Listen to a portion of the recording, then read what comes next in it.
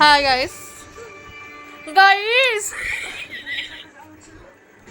Guys এটা হচ্ছে দাদা। এই যে ভাই, এই যে দাদা। তো আজকে এসেছিলাম আমাদের পুরানো বাড়িতে, তো এখানে কি করি সবই তোমার সাথে শেয়ার করবো, মানে সব পারবো না, যেটুকু পারবে সেটুকু শেয়ার করবো, তোমরা দেখতে থাকো। বললি না বললাম এখন তোরা এত স্যাড স্যাড কথা শোনাচ্ছিস সেটা না, এটা আমার শুনতো ছোটবেলায় বান্ধবী কুটকু বাবা আম্মা ওয়াচিং টিভি। তো হ্যালো গাইস, আজকের ব্লগটা এখানে শেষ করছি। আমি ব্লগে কিছুই করিনি, এটাই শেষ, এটাই লাস্ট, এটাই ফার্স্ট।